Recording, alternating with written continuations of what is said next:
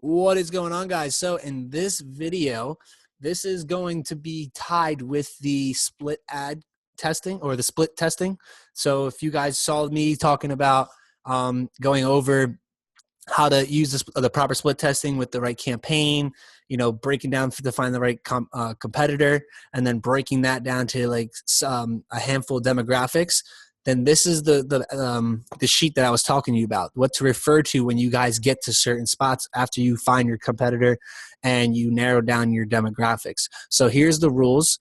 This is a split reference guide. So you're going to let each ad set run until it hits 500 reach. Why?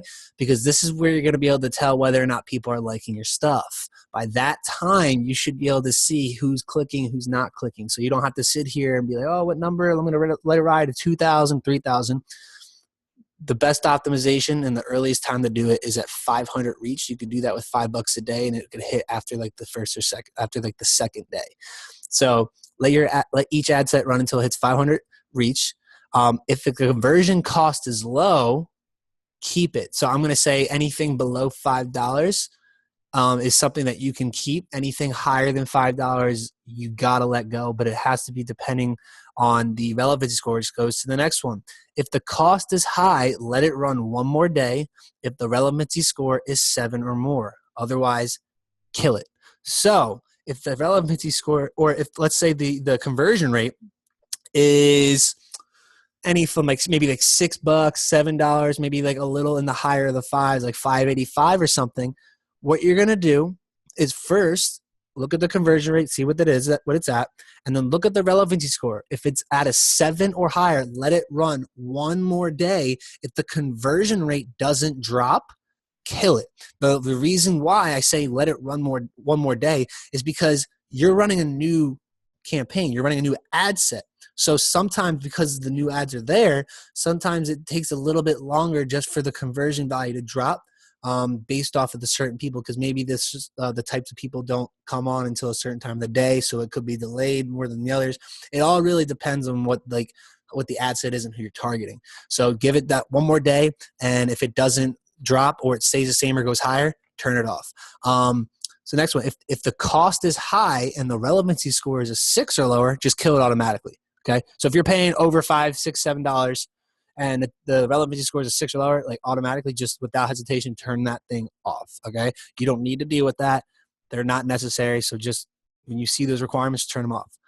If you have several low-costing converting ad sets, then just keep them and kill the high-costing ones. So if you have several low-costing converting ad sets, keep them all. You don't need to just narrow it down to like 2 or 3 or 1. A lot of people think that based on the video before that you're narrowing it down to like one key like demographic where it's, yeah, I mean, if that's the only one that's cheap and all the rest are ridiculously high, then yeah, obviously you turn off the rest of them, all the rest and leave that one. But if you have like several of them, dude, just find the ones that don't give you a low conversion rate, and whichever ones are high, turn them off, because you already have 7 or more, several, like it doesn't matter. So you're going to have a lot versus the ones that are just, you don't want to have to keep adding. If you're at 10 ad sets, you don't need to like think whether or not you got to keep this one extra one because it's at like 565 and it's a relevancy score is at a 7, and you maybe want to run it a day. If you already have 10 consistently running good ads, then just leave that, or ad sets, just delete it. You don't need to worry about it because you got 10 good ones. And of course, do not make any decisions on any set until any ad set on an ad set. I should have put ad set until it hits 500 reach.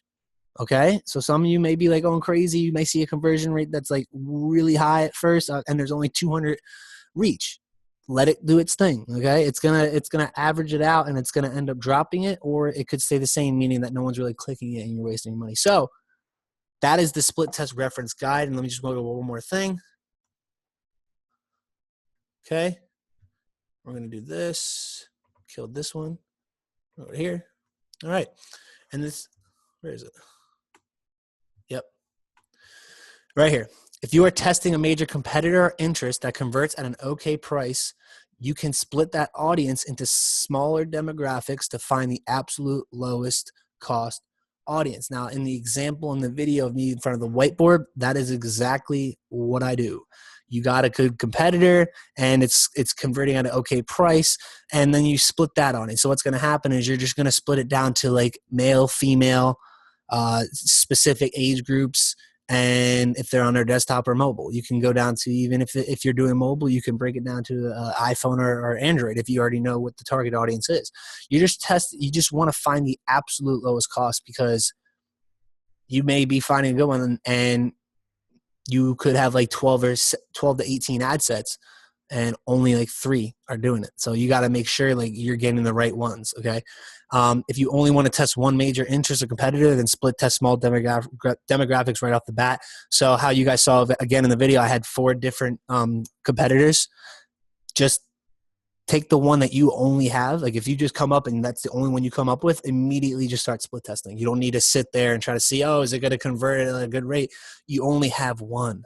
So just break it down and immediately find the demographic that's going to spike up that one that you have. So guys, that's the split reference guide. Take these into consideration, really take, like, if you have to, like, really go to this one, you screenshot it, print it. I don't care. Take a screenshot and then print it. Take a picture on your phone. Have it next to you. Write it on a piece of paper. You better take notes of this, because this is what you got to look at every single time you're going through your split test to know exactly what you need to do. Okay. So that being said, guys, have a good one.